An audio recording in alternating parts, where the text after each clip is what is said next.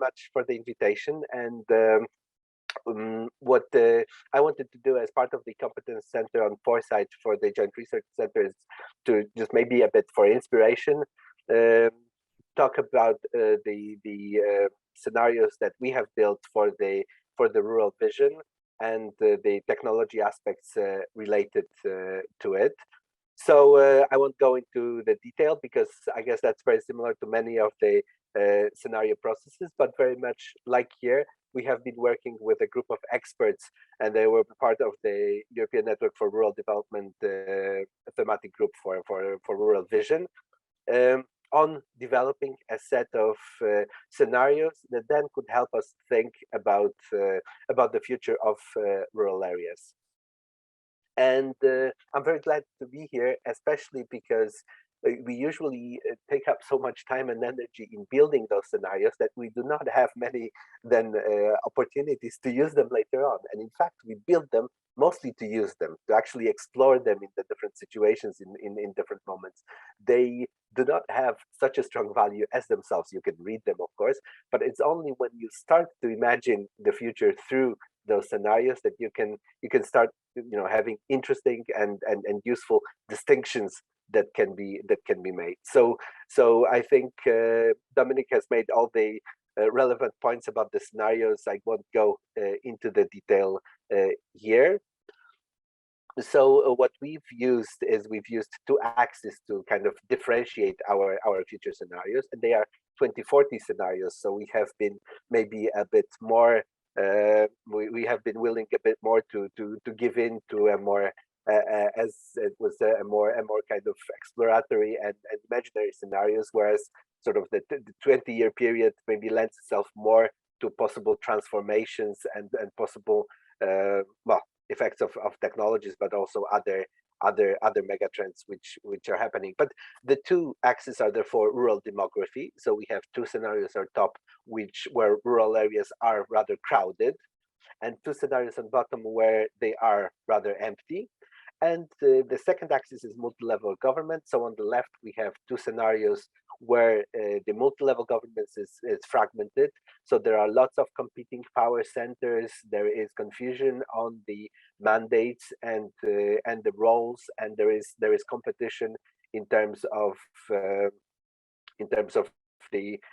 power and the control between the different administrative and other governance institutions. Whereas on the right, it's a network multi-level governance system. So there is much more coherence and cooperation between the different levels, but also different functional aspects of the governance system.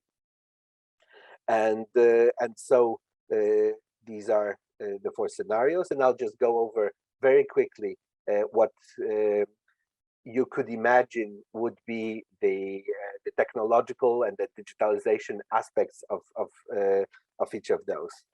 So if we start with this scenario that's called the Urbanites, so basically a weak multi-level governance with lots of people moving to rural areas, we get a scenario where basically rural areas start to look like cities, but slightly more comfortable to the people who move in.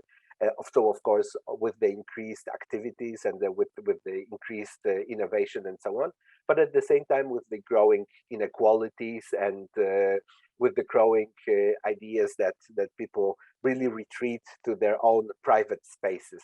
That was a bit driven by the ideas of COVID also, and the experience of COVID. So here we have technologies which are very much focused on the individual, on the consumer. So where user experience and convenience are the key driving forces for developing new technologies and shaping them. We have many centralized providers of various technologies with very little interoperability, a lot of standards, and they're quite silent.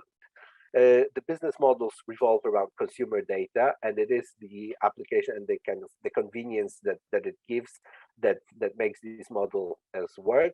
The green tech is very much a response to particular demand of the clients, and a lot of kind of technology is around assisting individuals. So from AI to robotics, assisting the convenience of individuals.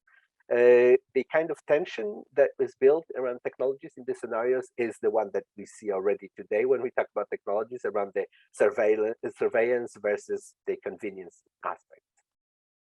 So what if we look at the situation of the second scenarios, which we call rural renewal, which is basically, again, lots of people wanting to move to the countryside, but a strong and network governance actually leads to a situation where this movement is controlled in a way that it leads to a kind of transition villages and transition rural areas. So they become, so the new people who come, they are committed to actually transformation of the rural areas into more kind of green and climate neutral systems.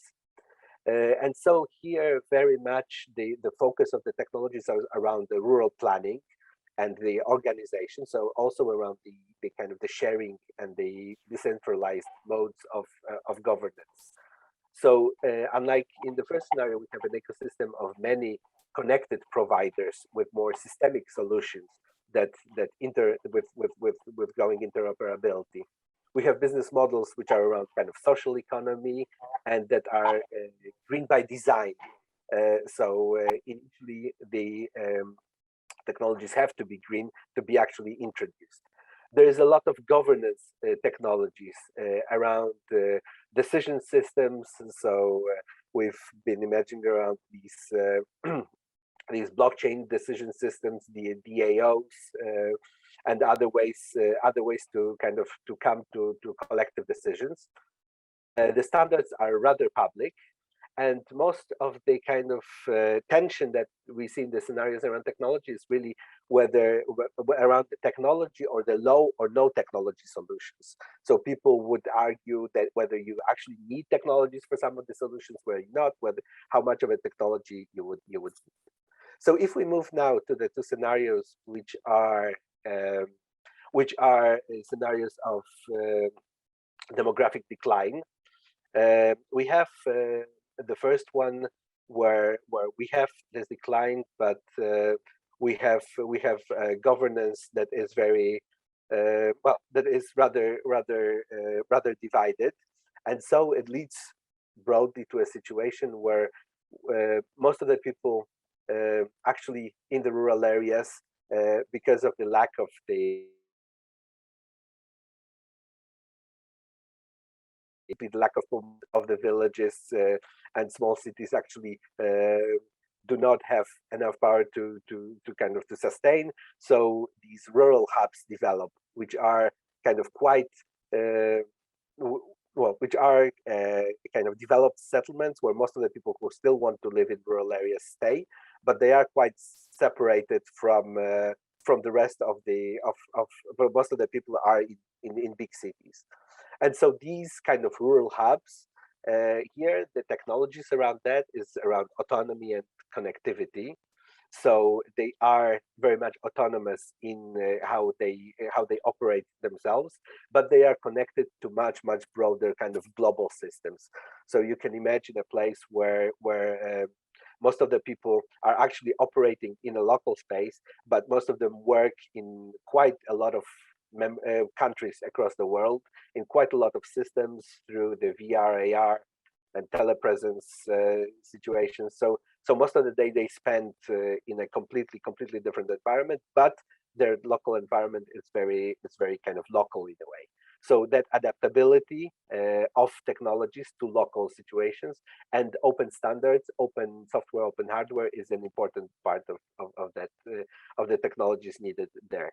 So again, this kind of linking of the global and the local that also requires technologies like the kind of 3D printing and microfactories, so where you can get all the kind of all the know-how from the global system, and you can actually produce locally in small batches for objects that are necessary. So it's also the idea of a kind of small scale tech and the ideas of around the technologies that are for reuse, repair, for do-it-yourself, and the kind of maker spaces that are appearing. There are also kind of technologies for autonomy and for resilience. And the tension around technologies that we see in this scenario is really around customization versus standardization, and to what extent you, well, yeah, you make the best of the both kind of forces.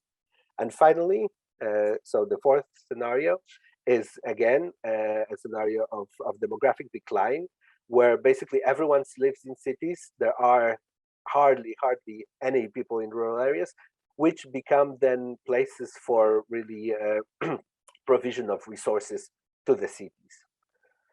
So here the technology is really around efficiency, price and reliability of products. So of course, politically, it's necessary that the people in cities are fed and have all their kind of needs covered through those resources from the countryside. So large-scale centralized organization and centralized technologies with large-scale transportation systems that go point to point, and large-scale facilities for energy, for agriculture, very much focus on automation. So facilities that do not need much human presence at all, private standards and business models that are really based around the future of utilities. It's a scenario where techno solutions are kind of very important, and many of the objectives, be it green tech and so on, yeah, are basically ecological and sustainability objectives are filled by technological solution. And so here very much the tension that we would imagine in the scenario particularly present is around that efficiency versus reliability dilemma of technologies. So you want to make sure that people in those cities are getting cheap products, because that assures the political kind of stability. But of course, you need even more than that, the reliability of the production, because the cities are really dependent on the provision of those resources from rural areas. So that's a very quick overview, just to kind of maybe get a bit of a discussion going about the future of technologies. The point has been made in before that so we should think first about the objectives, and then how the technologies could adapt and could work in those. I think in this sense, those four scenarios make us imagine very different uses and very distinct kind of aspects and uses of the technologies and of digitalization. And I think in this, it kind of, they could be a start of an interesting discussion. So thank you very much for that. I think that covers most of the points. I think given particular technologies, you may actually want to look into the report. We have a kind of few pages description, and within it we've infused it with different technologies that we think may be interesting in all these four contexts. Thank you very much.